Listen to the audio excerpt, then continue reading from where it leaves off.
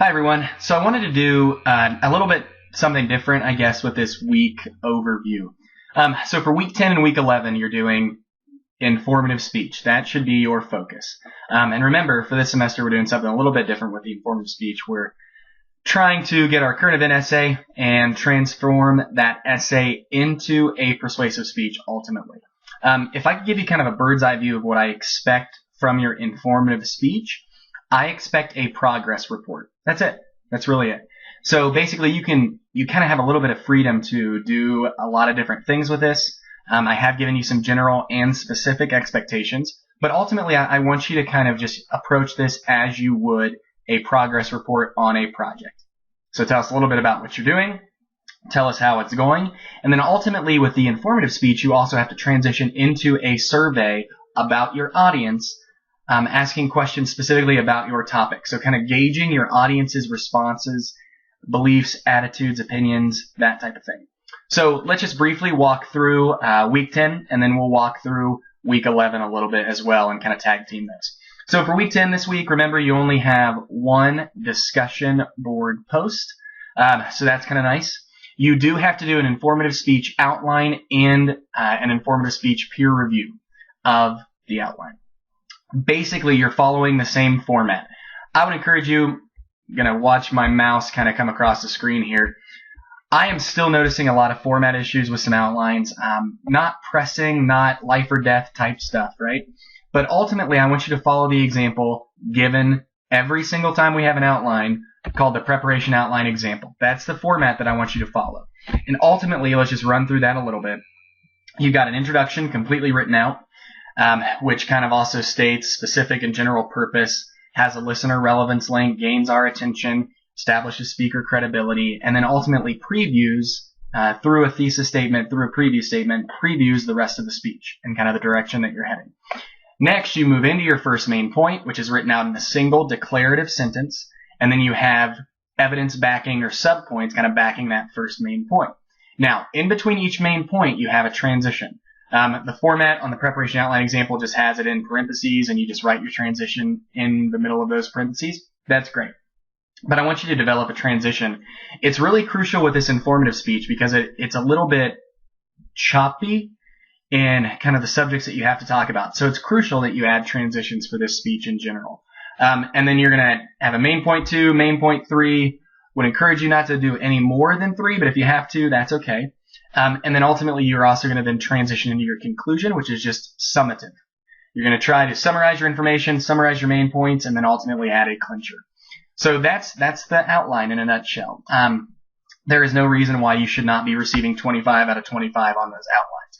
Follow the format, you'll be fine. I've listed a document here, the informative speech expectations, just to kind of walk you through general expectations again. And then also specific expectations. So I want to bring that up really quickly. And ultimately with that, what you want to try to do is follow a format similar to the one that I've given you. You don't have to follow it to a T, but something similar to this. So your intro, identify the topic, gain our attention, establish relevance, add a transition and a preview statement, give us a main point where you're kind of talking about your topic a little more in depth. So offer some information, offer some background stories, offer some relevant, personal, pertinent information, maybe something new. Transition into main point 2, which should look kind of like a transition to a progress report. So ultimately, how are you doing? Give us an update on the Writing Center. Be diplomatic. Talk a little bit about your current event essay. Talk a little bit about if you're struggling with your topic. Talk a little bit about if you're struggling with research. Tell us any victory stories. Are you really enjoying this? Do you really feel like this is a pertinent issue? All that type of stuff.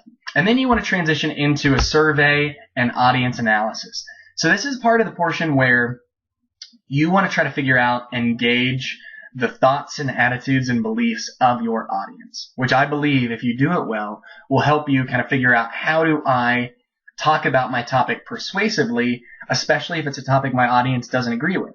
Because as you're going to find out when you read about persuasion, there are different levels of persuasion. And so how I try to persuade an audience that agrees with me versus how I try to persuade an audience that is blatantly opposed to what I believe, it's going to look different depending on my audience and depending on ultimately my end goal and what I'm trying to accomplish. And then your conclusion, kind of summarize, your informative speech, add a clincher, and then thank, obviously, the audience for survey participation. I wrote down you do not need a PowerPoint with this speech, but if you do, use limited text, and then bring printed surveys for all classmates when you present. So hopefully this helps give a little bit of the specific expectations for the informative speech. Now, as you look ahead, week 11, right? That's when we're going to be back together. We're going to actually give our informative speeches. And then you can kind of see a little bit on week 11. Again, hopefully have laid out all of the expectations of what I want for that. You do have another discussion board post just trying to discuss just relating the topic to the audience, and then a speaking to inform conversation where I kind of talk a little bit more about speaking specifically to inform your audience about a topic. So hopefully this helped a little bit. Once we get past the informative speech, then we'll kind of start thinking specifically about taking our essays and transitioning those into a persuasive message. But right now I just want you to think about informative speech, establishing a progress report, telling us what's happening and how you're doing, and then also kind of trying to survey your audience with specific questions related to the topic and how they feel, attitude, beliefs, opinions. All right? So hopefully we get it. If you have any additional questions, please let me know. I looked at, and so far the speech grades are looking a little better as far as our quizzes, so that's good. I would encourage you to complete quiz 1 and quiz 2. Those are still open and still ready for you to complete those. But ultimately, if you have anything or need anything, please let me know. I am here to help, and specifically here to answer any questions that you have about anything revolving around this course. So enjoy your week. I look forward to seeing you next week. There will not be a video overview. That's the point of doing 2 at one time. So if you need anything, just let me know. Thanks, everybody.